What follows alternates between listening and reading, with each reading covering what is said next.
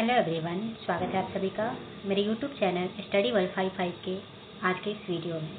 I hope आप लोग बहुत अच्छे होंगे।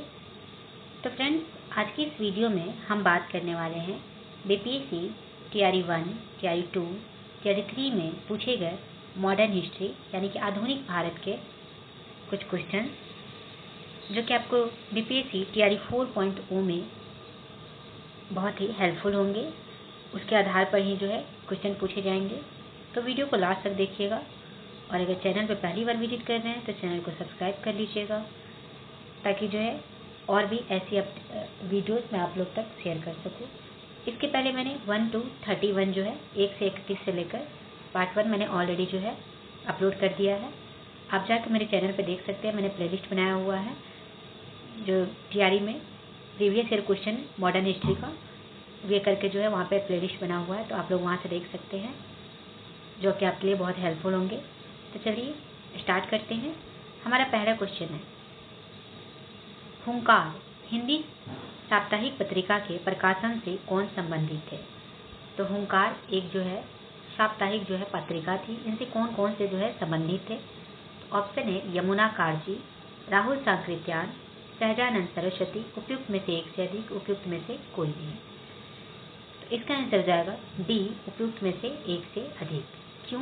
तो वर्ष 1940 में हुंकार नामक साप्ताहिक पत्रिका प्रकाशन से यमुना कालजी जो साप्ताहिक एक पत्रिका थी हुंकार, इसमें यमुना कालजी, राहुल सांकृत्यायन और स्वामी सहजानंद सरस्वती संबंधित थे। राहुल सांकृत्यायन इसके संपादक थे। स्वामी सहजानंद सरस्वती इस पत्रिका के प्रमुख और प्रकाशक थे। नेक्स्ट क्वेश्चन है, पाकिस्तान और द पार्टीशन ऑफ इंडिया किसने लिखा था? ये क्वेश्चन आपको बीपीएससी स्कूल टीचर 2023 आप देख सकते हैं, यानी कि टीआरई 1 में पूछे गए क्वेश्चन है। तो पाकिस्तान और द पार्टीशन ऑफ इंडिया किनके द्वारा लिखा गया था? तो ऑप्शन है मोहम्मद इकबाल, मोहम्मद अली जीना, डॉक्टर भीमराव अम्बेडकर। उपयुक्त में से एक से अधिक, उपयुक्त में से कोई नहीं। इसका आंसर हो जाएगा सी, डॉक्टर भीमराव अम्बेडकर। पाकिस्तान और द पार्टीशन ऑफ इंडिया पुस्तक के लेखक डॉक्टर भीमराव अम्बेडकर है। बी.आर. अम्बेडकर द्वारा लिखित पुस्तक 1947 में भारत के विभाजन से पहले की घटनाओं का एक व्यवहारिक विश्लेषण प्रस्तुत करती है। इस बुक में 1947 से पहले जो भी भारत के विभाजन हुए हैं, ये सभी चीज़ें आपको इस बुक में आपको देखने को मिलेंगे। तो ये किनके द्वारा लिखा गया था? तो डॉक्टर भीमराव अम्बेडकर के द्वारा। नेक्स्ट क्वेश्चन की बात करें तो वर्नाक्यूलर प्रेस एक्ट के बारे में निम्नलिखित में से कौन से कथन सही है? यहाँ पे सही पूछा गया है। किसके बारे में? तो वर्नाक्यूलर प्रेस एक्ट के बारे में। तो आइए ऑप्शन देखते हैं। इसे लॉर्ड लिटन द्वारा अधिनियमित किया गया था। ये बिल्कुल सही है। वर्नाक्यूलर प्रेस एक्ट वो लॉर्ड लिटन के द्वारा ही अधिनियमित किया गया था। सेकंड है, इसे गैंगिंग अधिनियम के रूप में जाना जाता है। ये भी सही है। इसको किस नाम से जाना जाता है? तो गैंगिंग अधिनियम के रूप में जाना जाने लगा।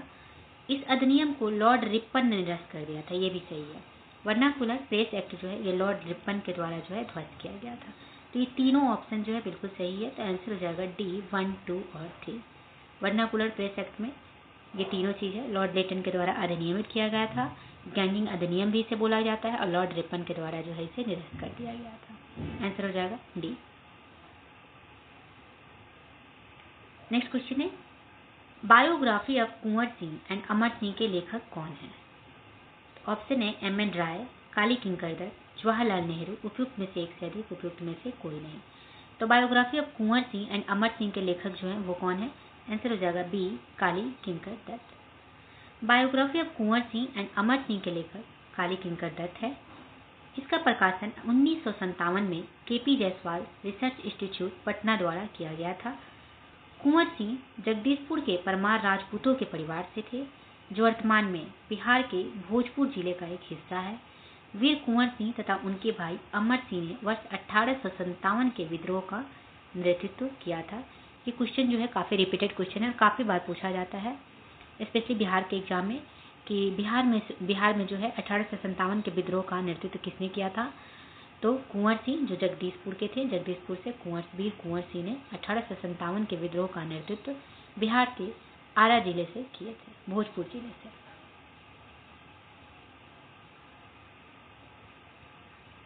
नेक्स्ट क्वेश्चन है, इनमें से कौन जो है न्यू इंडिया समाचार पत्र से संबंधित थे? ऑप्शन है महात्मा गांधी, एनी बेसेंट, सुरेंद्र नाथ बनर्जी, उपयुक्त में से एक से अधिक, उपयुक्त में से कोई नहीं। तो कौन जो है इसमें न्यू इंडिया समाचार पत्र से संबंधित है? तो आंसर हो जाएगा B, Annie Besant. New India पत्रिका जो है वो एनी बेसेंट के द्वारा लिखी गई थी। न्यू इंडिया समाचार पत्र एनी बेसेंट द्वारा प्रकाशित दैनिक समाचार पत्र था, जिसकी स्थापना होम रूल लीग एवं भारतीय स्वतंत्रता संग्राम से संबंधित समाचार फैलाने तथा संबंधित मुद्दों को उजागर करने के लिए किया गया था। ध्यातव्य है कि कॉमनवेल्थ पत्रिका का संपादन तथा वर्ष 1916 में मद्रास में all India home rule league की स्थापना एनी बेसेंट के द्वारा ही की गई थी। यहाँ पे जो है 3 से 4 क्वेश्चन मोस्ट इंपॉर्टेंट इसमें जो है आपके नोट करने लायक है। तो आपसे अगर पूछा जाए न्यू इंडिया समाचार पत्र किसने लिखा, तो एनी बेसेंट। कॉमनवेल्थ, जो कि बहुत ही पूछे जाने वाले क्वेश्चन है, कॉमनवेल्थ किसके द्वारा लिखी गई थी, तो ये भी जो है एनी बेसेंट के द्वारा लिखी गई थी। और एक पूछा जाए कि होम रूल लीग की स्थापना कब, किनके द्वारा और कहाँ हुई थी, तो home rule all India home rule league की स्थापना जो है ये आपको 1916 में मद्रास में एनी बेसेंट और बाल गंगाधर तिलक के द्वारा की गई थी। नेक्स्ट क्वेश्चन है, पुस्तक the beautiful tree indigenous Indian education in the 18th century किसने लिखी? ऑप्शन है धर्मपाल, तिलक, गांधी, उपयुक्त में से एक से अधिक, उपयुक्त में से कोई नहीं। तो द ब्यूटीफुल ट्री पुस्तक किनके द्वारा लिखा गया था, तो आंसर हो जाएगा ए, धर्मपाल के द्वारा। The beautiful tree indigenous Indian education in the 18th century पुस्तक को धर्मपाल ने लिखा है। धर्मपाल भारत के एक महान गांधीवादी विचारक, इतिहासकार और राजनीतिक दार्शनिक थे। धर्मपाल का जन्म वर्ष 1922 में उत्तर प्रदेश के मुजफ्फरनगर जिले के कांधरा में हुआ था। नेक्स्ट क्वेश्चन है, मॉन्टेस्क्यू ने सरकार के अंतर्गत विधायिका, कार्यपालिका और न्यायपालिका के मध्य शक्तियों का विभाजन निम्नलिखित में से अपनी किस पुस्तक में प्रस्तावित किया था? ऑप्शन है the spirit of the laws, my thoughts, latest personage, उपयुक्त में से एक से अधिक, उपयुक्त में से कोई नहीं। तो मॉन्टेस्क्यू ने किस पुस्तक में जो है विधायिका, कार्यपालिका और न्यायपालिका के मध्य शक्तियों का विभाजन के बारे में जो है किस पुस्तक में प्रस्तावित किए थे? आंसर हो जाएगा A, the spirit of the laws.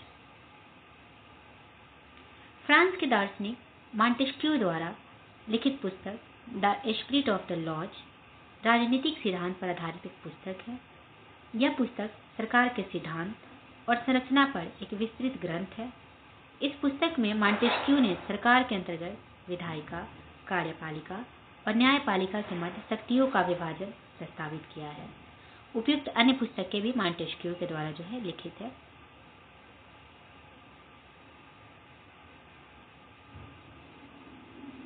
Next question है, महात्मा Gandhi and Bihar some reminiscences पुस्तक के लेखक कौन थे? तो महात्मा गांधी एंड बिहार पुस्तक के लेखक कौन है? ऑप्शन है सैयद अली जहीर, डॉक्टर राजेंद्र प्रसाद, जीवत राम भगवान दास कृपलानी, उपयुक्त में से एक से अधिक, उपयुक्त में से कोई नहीं। तो Mahatma Gandhi and Bihar some reminiscences पुस्तक के लेखक जो है वो हैं डॉक्टर राजेंद्र प्रसाद। ये भारत के प्रथम राष्ट्रपति डॉक्टर राजेंद्र प्रसाद ने लिखी है।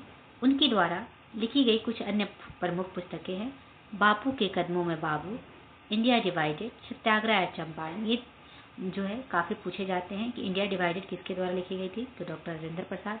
सत्याग्रह एट चंपारण किसके द्वारा लिखी गई थी, तो डॉक्टर राजेंद्र प्रसाद के द्वारा। नेक्स्ट क्वेश्चन है,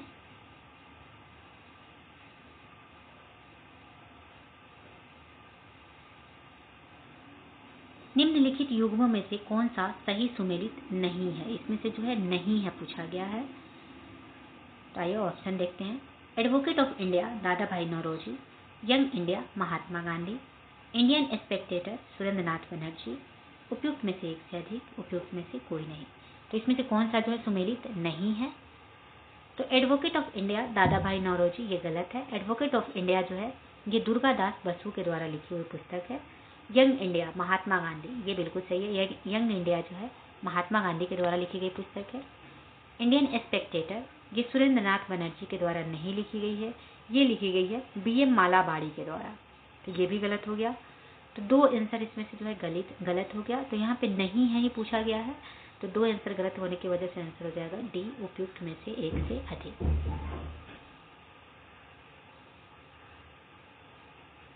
नेक्स्ट क्वेश्चन है, निम्नलिखित कथनों में से कौन सा सही है? तो ये ऑप्शन देखते हैं, इसमें से सही पूछा गया है, कौन सा कथन जो है सही है। तो बंच ऑफ ओल्ड लेटर्स का लेखन डॉक्टर राजेंद्र प्रसाद ने किया था। व्यक्तिगत सत्याग्रह में ब्रह्मदत्त जो है दूसरे सत्याग्रही थे। सुभाष चंद्र बोस ने द इंडियन स्ट्रगल का लेखन किया था। उपयुक्त में से एक से अधिक, उपयुक्त में से कोई नहीं। तो a bunch of old letters का लेखन डॉक्टर राजेंद्र प्रसाद ने किया था, ये गलत है। A bunch of old letters का लेखन पंडित जवाहरलाल नेहरू के द्वारा किया गया था। व्यक्तिगत सत्याग्रह में ब्रह्मदत्त दूसरे सत्याग्रही थे, ये भी गलत है, क्योंकि व्यक्तिगत सत्याग्रह में दूसरे जो सत्याग्रही थे उनका नाम था पंडित जवाहरलाल नेहरू। अगर आपसे पूछे कि पहले सत्याग्रही कौन थे, तो वे थे विनोबा भावे। तीसरे सत्याग्रही के बारे में अगर पूछे तो वो होंगे ब्रह्मदत्त। तो ये भी आंसर जो है गलत हो गया। सुभाष चंद्र बोस ने द इंडियन स्ट्रगल का लेखन किया था, ये बिल्कुल सही है। सी नंबर आपका जो है सही है। सुभाष चंद्र बोस के द्वारा द इंडियन स्ट्रगल का लेखन किया गया था।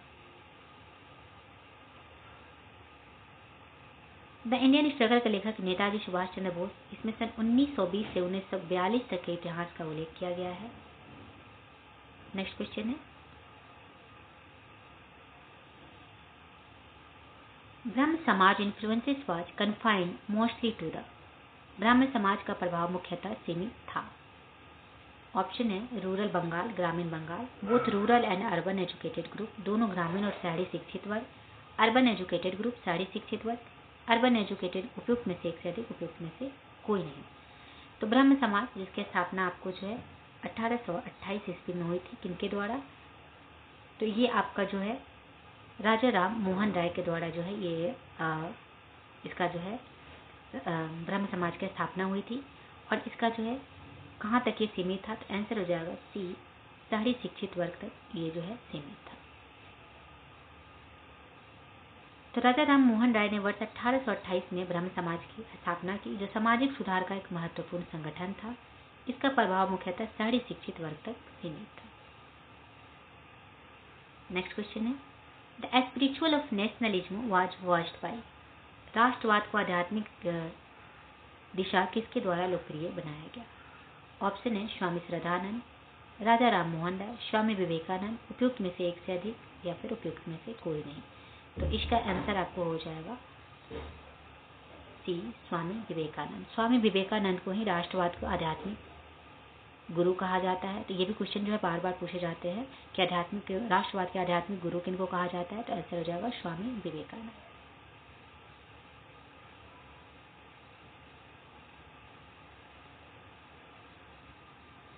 नेक्स्ट क्वेश्चन है, who established the Arya Samaj, Arya Samaj की स्थापना किसने की थी?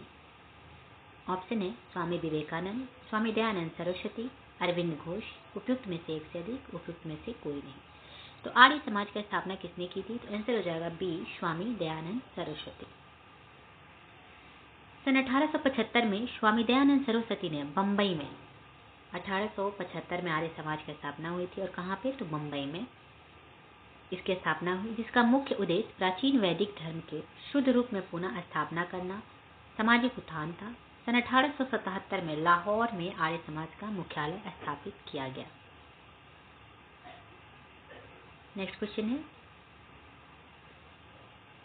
Who began the self respect movement in India, भारत में सेल्फ रेस्पेक्ट मूवमेंट किसने प्रारंभ किया था?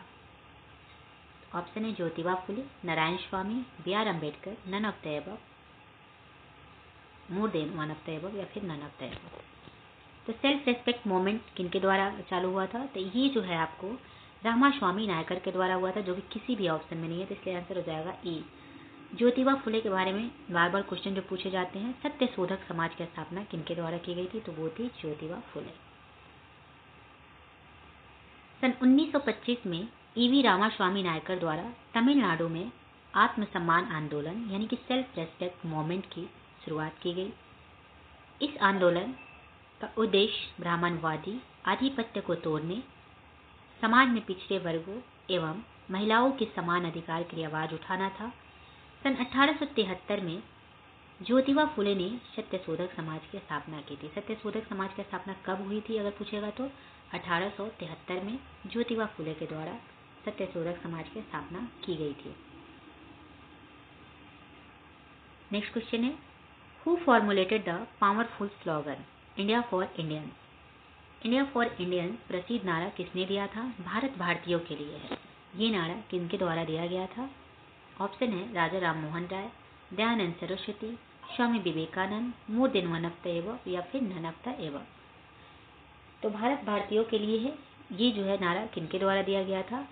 आंसर हो जाएगा आपका B, Swami Dayanand Saraswati. India for Indians का प्रसिद्ध नारा स्वामी दयानंद सरस्वती ने दिया था। दयानंद सरस्वती ने सन 1875 में मुंबई में आर्य समाज की स्थापना की थी। स्वदेशी और हिंदी का समर्थन करने वाला आर्य समाज प्रथम संगठन था।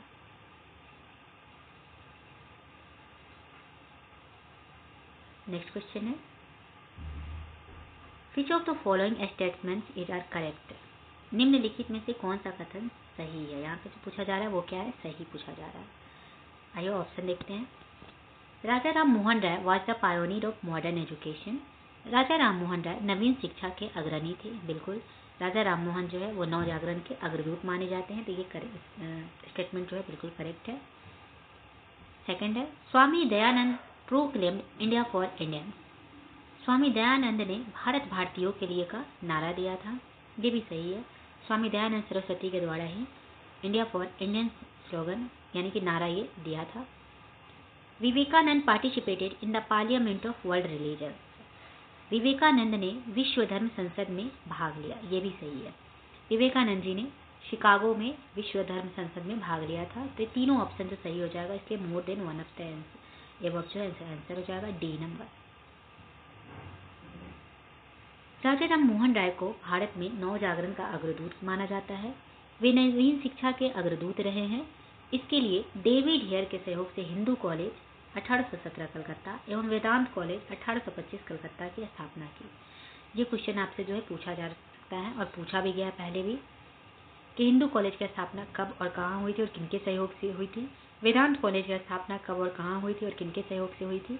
तो हिंदू कॉलेज की स्थापना 1817 में कलकत्ता में डेविड हेयर के सहयोग से की गई थी। वेदांत कॉलेज की स्थापना 1825 ईस्वी में कलकत्ता में डेविड हेयर के सहयोग से की गई थी। स्वामी दयानंद सरस्वती ने आर्य समाज 1875 ईस्वी की स्थापना की। स्वदेशी और हिंदी का समर्थन करने वाला यह प्रथम संगठन था। इसका मानना था कि भारत भारतीयों के लिए है। स्वामी विवेकानंद ने रामकृष्ण मिशन की स्थापना 1897 ईस्वी में कलकत्ता में की थी। रामकृष्ण मिशन की स्थापना कब हुई थी? तो 1897 में कलकत्ता में हुई थी। इन्होंने 1893 ईस्वी में अमेरिका के शिकागो शहर में आयोजित विश्व धर्म सम्मेलन में भारत का नेतृत्व किया था। इस सम्मेलन में उन्होंने भौतिकवाद और अध्यात्मवाद के मध्य संतुलन स्थापित करने पर बल दिया था। नेक्स्ट क्वेश्चन है, पंजाब में कूका आंदोलन का प्रारंभिक उद्देश्य क्या था? सबसे पहले क्वेश्चन आएगा कि कूका आंदोलन कहाँ हुआ था। तो कूका आंदोलन आपका कहाँ हुआ था? तो वो हुआ था पंजाब में। कूका आंदोलन का प्रारंभ जो है पंजाब से हुआ था और इसका उद्देश्य क्या था? तो ऑप्शन है सिख धर्म को परिष्कृत करना, पंजाब में राजनीतिक शक्ति प्राप्त करना, कृषक आंदोलन का संगठन, उपयुक्त में से एक से अधिक, उपयुक्त में से कोई नहीं। आंसर हो जाएगा ए, कूका आंदोलन का उद्देश्य था सिख धर्म को परिष्कृत करना।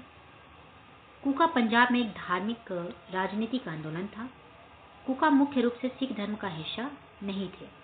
लोगों को एकजुट करने के लिए सतगुरु राम सिंह जी ने 12 अप्रैल 1872 को कूका आंदोलन शुरू किया। कूका आंदोलन कब शुरू हुआ? तो 12 अप्रैल 1872। ये आप लोग नोट कर लीजिए। नेक्स्ट क्वेश्चन है, नव भारत का पैगंबर कौन कहलाता है? नव भारत का पैगंबर किनको कहते हैं? ऑप्शन है राजा राम मोहन राय, दयानंद सरस्वती, दादा भाई नौरोजी, उपयुक्त में से एक से अधिक, उपयुक्त में से कोई नहीं। तो नव भारत का पैगंबर जो है वो किनको कहा जाता है? तो वो कहा जाता है Raja Ram Mohan Roy. Option A is correct answer. Raja Ram Mohan Roy को नव भारत का पैगंबर कहा जाता है क्योंकि यह भारतीयों में राजनीतिक चेतना उत्पन्न करने वाले पहले व्यक्ति थे। इन उद्देश्यों की पूर्ति करने के लिए 1828 में इन्होंने ब्रह्म समाज तथा उनके अनुयायियों द्वारा 1836 ईस्वी में बंग भाषा प्रकाशक सभा नामक संस्थाओं की स्थापना की थी, जो धार्मिक, नैतिक, सामाजिक एवं राजनीतिक प्रश्नों पर वाद विवाद करती थी। नेक्स्ट क्वेश्चन है, विच सोशल रिफॉर्मर वाज कॉल्ड लोक हितवादी? किस समाज सुधारक को लोक हितवादी के नाम से पुकारते थे? ऑप्शन है एम जी रानाडे, जी के Gokhale, G S Deshmukh, more than one of the above या फिर नन ऑफ द एबव। तो किनको जो है लोक हितवादी के नाम से जाना जाते हैं? तो वो है गोपाल हरि देशमुख, यानी कि C number is correct answer. Gopal Hari Deshmukh को लोक हितवादी के नाम से पुकारा जाता है। गोपाल हरि देशमुख को लोक हितवादी के नाम से जाना जाता है। गोपाल हरि देशमुख महाराष्ट्र के एक समाज सुधारक और तर्कवादी थे। उन्होंने ब्रिटिश राज के तहत न्यायाधीश का पद संभाला था। नेक्स्ट क्वेश्चन है, in which year all India women's conference was founded? किस वर्ष ऑल इंडिया वुमेन्स कॉन्फ्रेंस की स्थापना की गई? 1923, 1923, 1925, 1925, 1927, 1927, मोर than one of the above या फिर नन ऑफ द एबव। तो किस वर्ष जो है ऑल इंडिया वुमेन्स कॉन्फ्रेंस की स्थापना की गई थी? तो आंसर हो जाएगा सी 1927, 1927 में। अखिल भारतीय महिला सम्मेलन ऑल इंडिया वुमेन्स कॉन्फ्रेंस की स्थापना 1927 ईस्वी में की गई थी। यह दिल्ली में स्थित एक गैर सरकारी संगठन है। इस सम्मेलन की शुरुआत महिलाओं में शिक्षा को बढ़ावा देने के लिए की गई थी।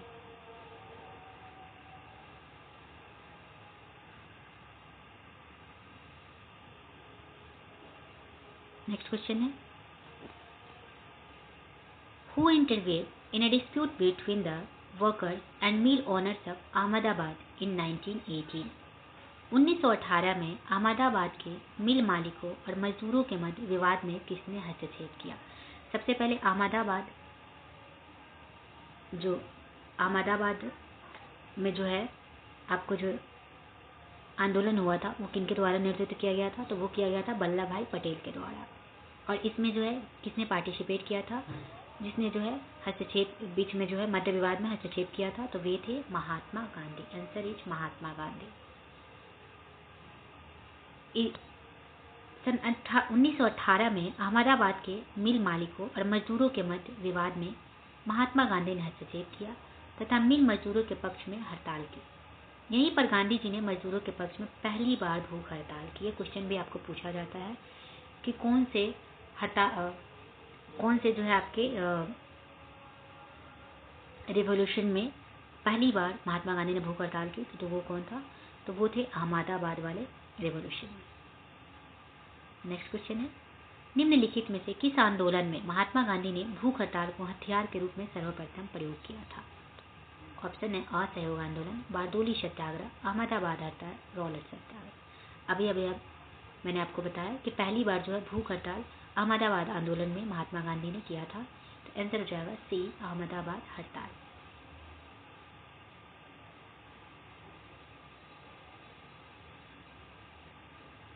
नेक्स्ट क्वेश्चन है,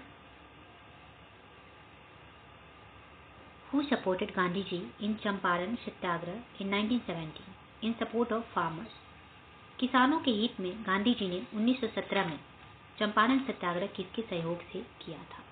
चंपारण सत्याग्रह कब हुआ था? तो 1917 में चंपारण सत्याग्रह हुआ था। और ये किनके सहयोग से किए थे? तो ऑप्शन है Rajendra Prasad, Birsa Munda, Satyanarayan Sinha, more than one of the above या फिर नन ऑफ द एबव। तो सत्याग्रह जो किए थे 1917 में महात्मा गांधी के द्वारा, वो किनके सहयोग से हुआ था? तो option A is correct answer, Rajendra Prasad. Murli Bharwa ग्राम के निवासी राजकुमार शुक्ल के अनुरोध पर नील किसानों की स्थिति पर विचार करने एवं उनकी समस्याओं के समाधान के लिए गांधी जी चंपारण यानी कि मोतिहारी जिला आए और किसानों के पक्ष में सत्याग्रह प्रारंभ किया, जिसे चंपारण आंदोलन कहा जाता है। चंपारण जाने के क्रम में मुजफ्फरपुर में गांधी जी से डॉक्टर राजेंद्र प्रसाद की पहली बार मुलाकात हुई, जहां पर उन्होंने राज्य के कई बड़े वकीलों और सामाजिक कार्यकर्ताओं के सहयोग से आगे की रणनीति तय की। इस आंदोलन में गांधी जी के साथ ब्रजकिशोर, महादेव देसाई, जेपी कृपलानी, नरहरि पाड़ी तथा मजहूर अल हक इत्यादि थे। नेक्स्ट क्वेश्चन है, चंपारण नील आंदोलन के दौरान महात्मा गांधी के साथ कौन थे? ऑप्शन है नरहरि पाड़ी, महादेव देसाई, अब्दुल बारी, उपयुक्त में से एक से अधिक, उपयुक्त में से कोई नहीं। तो चंपारण नील आंदोलन के दौरान महात्मा गांधी के साथ नरहरि पाड़ी भी थे, महादेव देसाई भी थे, अब्दुल बारी भी थे, इसलिए आंसर हो जाएगा डी, उपयुक्त में से एक से अधिक।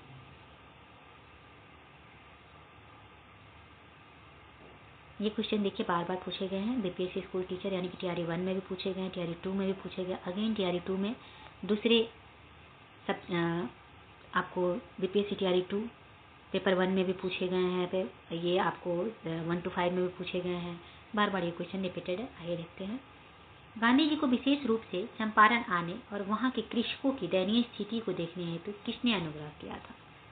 तो ऑप्शन है ब्रजकिशोर प्रसाद, राजकुमार सुखराम गणेश, उपयुक्त में से एक से अधिक, उपयुक्त में से कोई नहीं। तो किसने जो गांधी जी को चंपारण आने के कृषकों की दयनीय स्थिति को देखने हेतु आग्रह किया था? तो वो है राजकुमार शुक्ल। नेक्स्ट क्वेश्चन है, who was the leader of the Bardoli Satyagraha? Bardoli Satyagraha का नेता कौन था? ऑप्शन है बाल गंगाधर तिलक, सरदार वल्लभ भाई पटेल, जवाहरलाल नेहरू, मोर than one of the above या फिर नन ऑफ द एबव। तो बारडोली सत्याग्रह के नेता कौन थे? तो आंसर हो जाएगा बी, सरदार वल्लभ भाई पटेल। बारडोली सत्याग्रह सरदार वल्लभ भाई पटेल के नेतृत्व में गुजरात के किसानों ने सरकार द्वारा की गई लगान वृद्धि के विरुद्ध किया गया अहिंसक आंदोलन था। इसी आंदोलन के दौरान गांधी जी ने बारडोली की महिलाओं की ओर से वल्लभ भाई पटेल को सरदार की उपाधि दी। ये क्वेश्चन में पूछे जाते हैं कि कौन से आंदोलन में जो है सरदार वल्लभ भाई पटेल को सरदार की उपाधि दी गई और ये किनके द्वारा दिया गया? तो ये आपको बारडोली सत्याग्रह में बारडोली की महिलाओं के द्वारा सरदार वल्लभ भाई पटेल को सरदार की उपाधि दी गई। नेक्स्ट क्वेश्चन है, निम्नलिखित आंदोलनों में से किसका सरदार वल्लभ भाई पटेल द्वारा नेतृत्व किया गया और वह सफल भी रहा था? ऑप्शन है खादी खेतीहरों के समर्थन में सत्याग्रह गुजरात, कपास मिलों के कर्मचारियों का सत्याग्रह अहमदाबाद गुजरात, बारडोली सत्याग्रह गुजरात, उपयुक्त में से एक से अधिक, उपयुक्त में से कोई नहीं। तो इसमें से कौन सा जो है सत्याग्रह आपको सरदार वल्लभ भाई पटेल के द्वारा किया गया था, जो कि एक सफल आंदोलन भी था? आंसर हो जाएगा सी, बारडोली सत्याग्रह। इसी बारडोली सत्याग्रह में ही आपको जो है बारडोली की महिलाओं के द्वारा सरदार वल्लभ भाई पटेल को सरदार की उपाधि दी गई थी। नेक्स्ट क्वेश्चन है, who presided over the first session of the all India Kisan Sabha? All India Kisan सभा के पहले अधिवेशन में कौन अध्यक्ष थे? तो पहले तो है जो ऑल इंडिया किसान सभा कब हुआ था? तो 1936 में ऑल इंडिया किसान सभा हुए थे और इसमें जो है पहले अध्यक्ष कौन थे? तो ऑप्शन है Narendra Dev, Sahajanand Saraswati, Sampurnanand, more than one of the above या फिर नन ऑफ द एबव। तो पहले जो अध्यक्ष थे वे थे सहजानंद सरस्वती। वर्ष 1936 में कांग्रेस के लखनऊ अधिवेशन में 1936 में जो है ये ऑल इंडिया किसान सभा का उद्घाटन हुआ था और ये लखनऊ अधिवेशन यानी कि कांग्रेस के लखनऊ अधिवेशन में हुआ था। अखिल भारतीय किसान सभा ऑल इंडिया किसान सभा का गठन किया गया, जिसके पहले अध्यक्ष सहजानंद सरस्वती थे। इस सभा ने एक किसान घोषणा पत्र जारी किया जिसमें जमींदारी उन्मूलन और सभी किराएदारों के लिए अधिकारों की मांग की गई। नेक्स्ट क्वेश्चन है, चंपारण आंदोलन के जन आंदोलन की प्रतिक्रिया में ब्रिटिश सरकार ने इस मुद्दे के समाधान के लिए कौन सा कदम उठाया? चंपारण आंदोलन के बाद जो है ब्रिटिश सरकार ने कौन सा जो है डिसीजन लिया? तो ऑप्शन है महात्मा गांधी को चंपारण का राज्यपाल नियुक्त किया, क्षेत्र में सख्त कर्फ्यू लागू किया और मार्शल लॉ लागू किया, चंपारण कृषि समिति की स्थापना की, चंपारण को एक स्वतंत्र राज्य घोषित किया। आंसर हो जाएगा सी, चंपारण कृषि समिति की स्थापना की। चंपारण आंदोलन की जन आंदोलन की प्रतिक्रिया में ब्रिटिश सरकार ने इस मुद्दे के समाधान के लिए चंपारण कृषि जांच समिति की स्थापना की थी। चंपारण कृषि जांच समिति के अध्यक्ष F.G. सलाई थे। इसके सदस्य थे D.J. Read, Mahatma Gandhi, L.C. आदामी, राजा हरिहर प्रसाद, अनुग्रह नारायण सिंह और जी रैनी, जबकि M.E.L. टेनर सचिव थे। नेक्स्ट क्वेश्चन है 1918 के किस महीने में चंपारण कृषि कानून चंपारण एग्रेरियन एक्ट यूरोपीय नील बगान के स्वामी के विरुद्ध पारित हुआ था? ऑप्शन है फरवरी, मई, नवंबर, उपयुक्त में से एक से अधिक, उपयुक्त में से कोई नहीं। आंसर हो जाएगा ए, उपयुक्त में से कोई नहीं, क्योंकि ये जो है अप्रैल माह में आयोजित हुआ था, पारित हुआ था। तो आई होप आप लोग को ये वीडियो अच्छा लगा होगा। तो नेक्स्ट जो है 62 से मैं नेक्स्ट पार्ट में आप लोग के साथ शेयर करूंगी। तो वीडियो को ज़्यादा से ज़्यादा लाइक और सब्सक्राइब कर लीजिएगा, बेल नोटिफिकेशन ज़रूर ऑन कर लीजिएगा, ताकि मैं अगर जो है नेक्स्ट पार्ट में जब अपलोड करूँ तो आप लोग के पास जो है डायरेक्ट पहुँच सके। तो चलिए आज का वीडियो यहीं पर समाप्त करते हैं। Thank you very much.